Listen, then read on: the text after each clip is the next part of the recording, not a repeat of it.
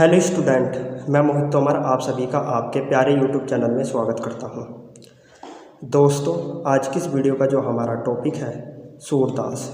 तो दोस्तों, आज की इस वीडियो में मैं आपको सूरदास जी का जीवन परिचय और रचनाएं लिखवाने वाला हूं कि आप किस प्रकार से क्लास 10th NCERT के हिंदी के यूपी बोर्ड एग्जाम में सूरदास जी का जीवन परिचय और रचनाएँ लिखेंगे। तो दोस्तों, वीडियो शुरू करने से पहले आप सभी से रिक्वेस्ट है, यदि आपने अभी तक हमारे प्यारे यूट्यूब चैनल को सब्सक्राइब नहीं किया है दोस्तों सब्सक्राइब कर दीजिए और उसका की बेल आइकन भी प्रेस कर दीजिए, ताकि दोस्तों जब भी मैं नई वीडियो अपलोड करूं उस वीडियो की नोटिफिकेशन आपको सबसे पहले मिल सके। तो शुरू करते हैं दोस्तों आज की इस वीडियो को।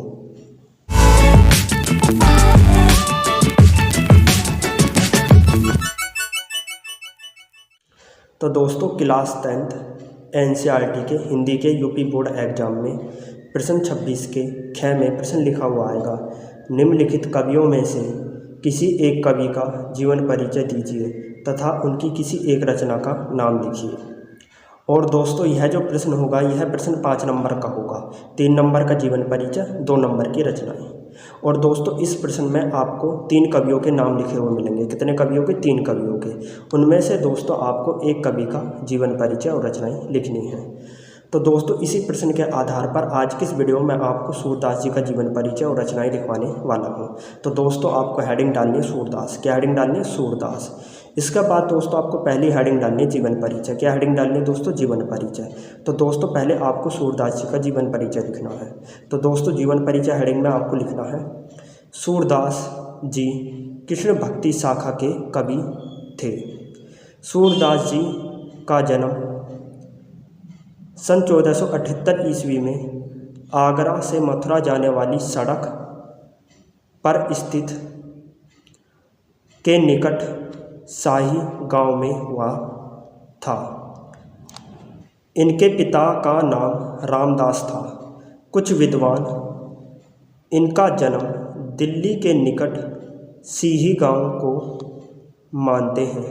सूरदास जी गौघाट पर रहकर विनय के पद गाया करते थे। एक बार वल्लभाचार्य गौघाट पर रुके। सूरदास ने उन्हें स्वरचित रचनाओं में से एक पद गाकर सुनाया। वल्लभाचार्य ने इनको कृष्ण की लीला का गान करने का सुझाव दिया। सूरदास वल्लभाचार्य के शिष्य बन गए। वल्लभाचार्य ने इनको गोवर्धन पर बने श्रीनाथ जी के मंदिर में कीर्तन करने के लिए रख लिया।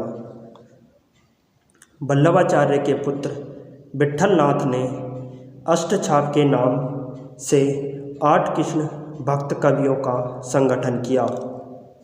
सूरदास जी इनमें सर्वश्रेष्ठ कवि थे। इनकी मृत्यु पारसोली ग्राम में सन 1583 ईस्वी के लगभग हुई थी। तो दोस्तों, ये था सूरदास जी का जीवन परिचय, जो कि आपको जीवन परिचय हेडिंग में लिखना है। ठीक है, सेम इसी तरीके से आपको सूरदास जी का जीवन परिचय लिखना है। इसके बाद दोस्तों आपको हेडिंग डालनी है रचनाएं। क्या हेडिंग डालनी है दोस्तों? रचनाएं। अब दोस्तों आपको सूरदास जी की रचनाएं लिखनी है जो कि उन्होंने अपने जीवन में लिखी थी। तो मैंने पहले ही हेडिंग डाल रखी है दोस्तों रचनाएं। तो सूरदास जी की रचनाएं थी सूरसागर, सुरसारावली, साहित्य लहरी आदि। तो दोस्तों ये जितनी भी रचनाएं थी ये रचनाएं सूरदास जी द्वारा लिखी हुई रचनाएं हैं। और दोस्तों आपको क्लास 10th NCERT के हिंदी के यूपी बोर्ड एग्जाम में केवल एक ही रचना का नाम लिखना है। मैंने 3 रचनाओं के नाम लिखे हैं, वो इसलिए ताकि आपको तीनों रचनाओं के नाम याद हो सके कि सूरदास जी को तीनों रचनाएं कौन सी थी, सूरसागर, सुरसारावली, साहित्य लहरी। अब इन 3 रचनाओं में से जौन सी रचनाएं आपको अच्छी सी लगे उस रचना का नाम आप क्लास 10th NCERT के हिंदी के यूपी बोर्ड एग्जाम में लिख सकते हैं। ठीक है, जब आप सूरदास जी का जीवन परिचय लिखें तो उनकी कोई सी भी अच्छी रचना का नाम आप लिख सकते हैं। केवल एक ही रचना का नाम लिखना आपको हिंदी के यूपी बोर्ड एग्जाम में। तो दोस्तों मैंने आपको सूरदास जी का जीवन परिचय भी लिखवा दिया और रचनाएं भी सूरदास जी की आपको लिखवा दी। यदि दोस्तों आपको हमारी ये वीडियो पसंद आई है, लाइक, सब्सक्राइब, शेयर जरूर कीजिए। दोस्तों आपको हमारी वीडियो देखने का बहुत बहुत धन्यवाद।